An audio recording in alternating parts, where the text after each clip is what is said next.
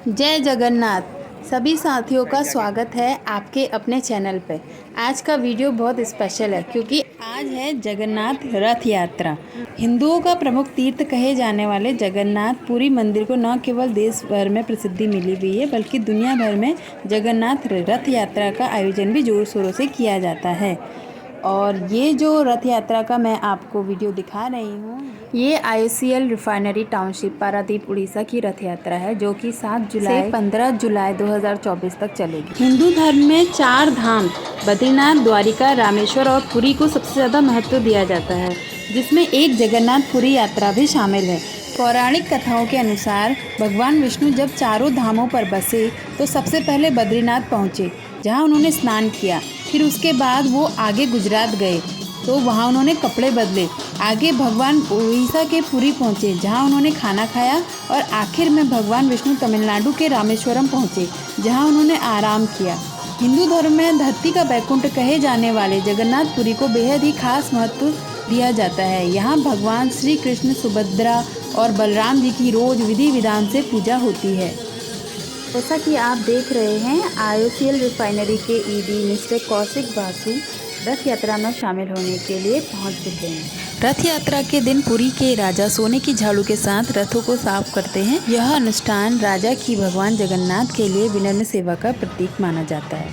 इस प्रथा को छेरा पहनरा कहा जाता है।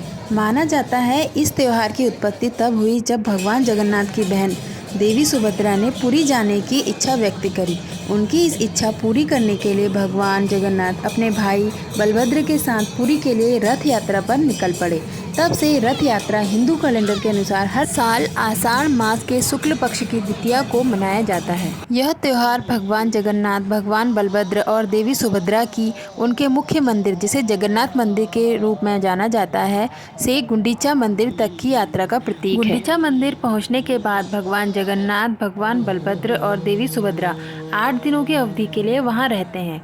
भक्त आशीर्वाद लेने और अपनी प्रार्थना करने के लिए मंदिर जाते हैं। ऐसा माना जाता है कि रथ यात्रा में भाग लेने और रथों को खींचने से पुण्य मिलता है और भगवान का आशीर्वाद मिलता है। त्योहार भक्तों के बीच भक्ति, एकता और आध्यात्मिकता को बढ़ावा देता है। माना जाता है कि भगवान विष्णु जी ने जब शरीर के त्याग करने के बाद उनका अंतिम संस्कार किया गया, तब शरीर के एक हिस्से को छोड़कर उनका सारा शरीर पंच तत्वों में मिल गया। कहते हैं भगवान श्री कृष्ण का दिल उस दौरान धड़क रहा था, जो आज भी भगवान जगन्नाथ की प्रतिमा के अंदर सुरक्षित है। जब भगवान जगन्नाथ अपने भाई बलराम और बहन के साथ नगर भ्रमण पर निकलते हैं तो रास्ते में गुंडीचा में मौसी के घर भी जाते हैं। माना जाता है कि मौसी के घर पर तीनों भाई बहन खूब पकवान खाते हैं, जिससे उनकी तबीयत खराब हो जाती है और वो अज्ञातवास में चले जाते हैं। वे मौसी के वहाँ पूरे 7 दिन तक रुकते हैं और स्वस्थ होने के बाद ही वापस। यहाँ पर एक ही रथ पर भगवान की रथ यात्रा निकाली जा रही है, लेकिन जगन्नाथपुरी में 3 रथों पर यह रथ यात्रा निकाली जाती है। पुरी में तीनों रथों में खास होता है भगवान जगन्नाथ का रथ, जिसे नंदी घोष के नाम से जाना जाता है। इसे गरुड़ ध्वज के नाम से भी जाना जाता है।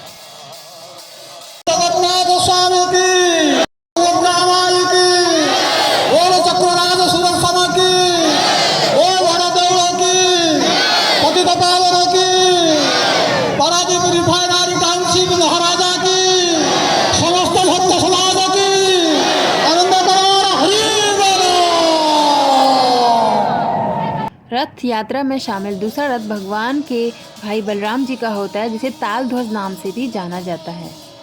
इस रथ यात्रा में शामिल तीसरा रथ माता सुभद्रा का है, जिसे देवदलन नाम से जाना जाता है। जैसा कि आप देख रहे हैं, भक्ति में डूबे हुए भक्त झूमते हुए भगवान का भजन करते हुए इस यात्रा में शामिल हो रहे हैं। धार्मिक पुराणों के अनुसार ऐसी मान्यता है कि भगवान जगन्नाथ की इस रथ यात्रा में शामिल होने से 100 यज्ञों के बराबर पुण्य का फल मिलता है। यही कारण भी है कि दुनिया भर से लोग इस रथ यात्रा में शामिल होने पहुंचते हैं और भगवान का आशीर्वाद लेते हैं। इसके अलावा रथ यात्रा के दौरान 9 ग्रहों की पूजा भी की जाती है। ऐसा कहा जाता है कि जगन्नाथ रथ यात्रा में शामिल होने मात्र से ही अशुभ ग्रहों का प्रभाव कम होता है और शुभ ग्रहों का प्रभाव बढ़ता है। और अब बस रथ यात्रा का आरंभ हो चुका है।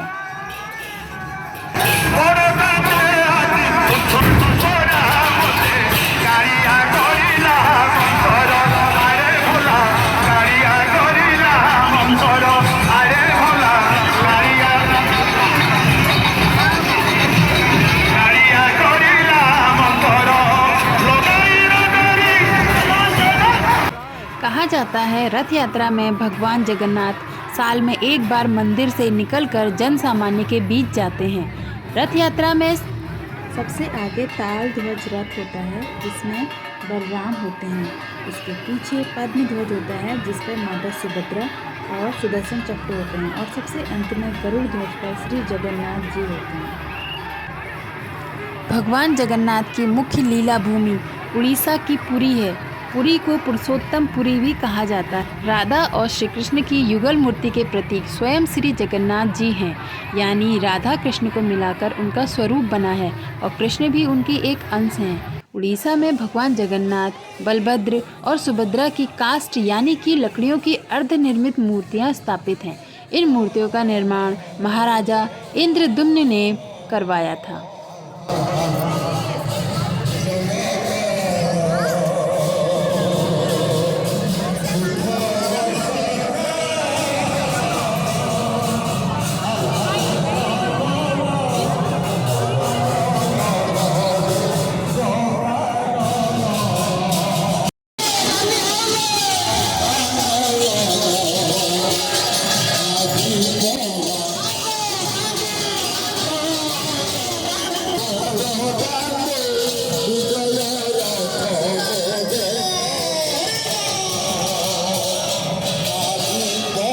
जैसा कि मैंने आपको पहले बताया था, ये जगन्नाथ यात्रा IUCL टाउनशिप पारादीप की यात्रा है और ये यात्रा भगवान जगन्नाथ के मंदिर से प्रारंभ होके कम्युनिटी सेंटर तक जाएगी। कम्युनिटी सेंटर में भगवान जगन्नाथ के लिए एक मंदिर की स्थापना की गई है।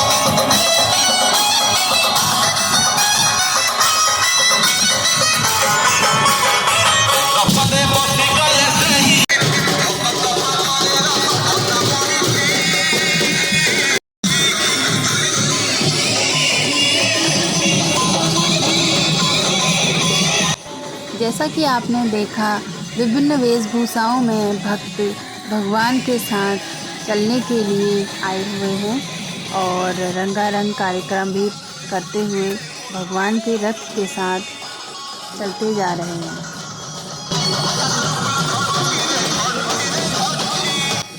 इसी के साथ आते दिन जब भगवान जगन्नाथ वापस अपने घर पर आएंगे तो इसी तरह एक यात्रा निकाली जाएगी जिसे हम बहुधा यात्रा कहते हैं। मैं कोशिश करूंगी कि उसका वीडियो भी बना के जल्द से जल्द आप तक पहुंचा सकूं।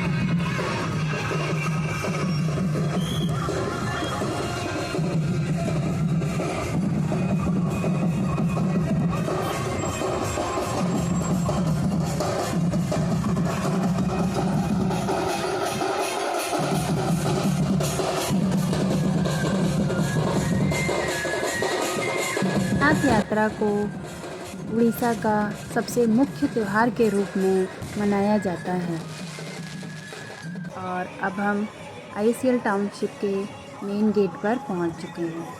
यहाँ से कुछ ही दूरी पर चलने के बाद माँ गुंडिचा मंदिर जो हम बनाया हुआ है कम्युनिटी सेंटर में, हम वहाँ पहुँच जाएंगे।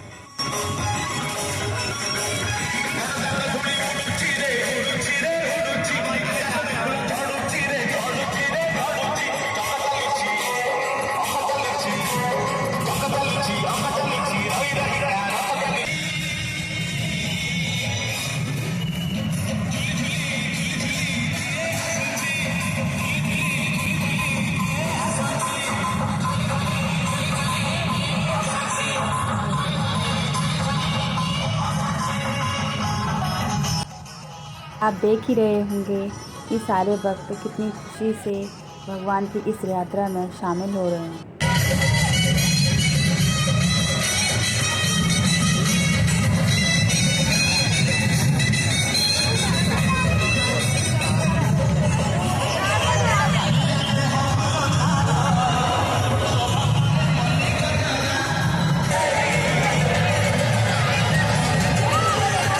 कहते हैं कि कोई भगवान जगन्नाथपुरी यात्रा में भाग ले तो उसके सभी पाप धुल जाते हैं। हालांकि इस पवित्र मंदिर में जगन्नाथ जी की जो मूर्ति है वो अधूरी है और इसके अधूरे रहने के पीछे एक रोचक कथा छुपी हुई है।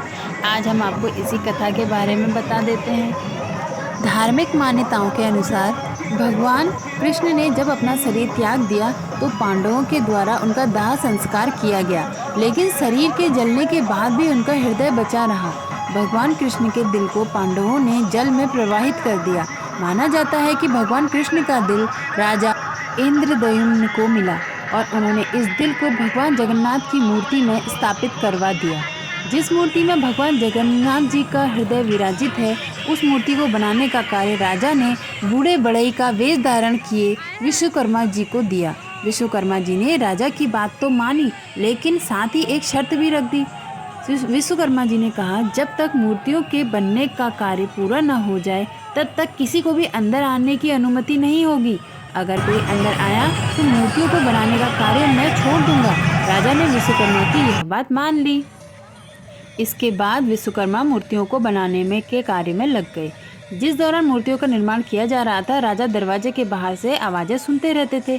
आपको बता दें कि विश्वकर्मा न केवल जगन्नाथ जी की बल्कि बहन सुभद्रा और भाई बलभद्र की मूर्तियां भी तैयार कर रहे थे। राजा दरवाजे के बाहर से आवाज़ें सुनकर संतुष्ट हो जाते कि अंदर मूर्तियों को बनाने का कार्य जारी है, लेकिन एक दिन अचानक से आवाज़ें आना बंद हो गई। राजा को लगा अब मूर्तियों के बनने का कार्य संपन्न हो चुका है। राजा ने इसी गलतफहमी में दरवाज़ा खोल दिया। दरवाज़ा खोलते ही विश्वकर्मा वहां से गायब हो गए। उसके बाद जगन्नाथ जी, बलभद्र जी और सुभद्रा जी की मूर्तियों का बनाने का कार्य पूरा नहीं हो पाया। तब से ये मूर्तियाँ अधूरी ही हैं। और इसी के साथ हम भगवान जगन्नाथ जी की यात्रा के अगले पड़ाव पर पहुँच गए हैं। ये भगवान जगन्नाथ जी का रथ है।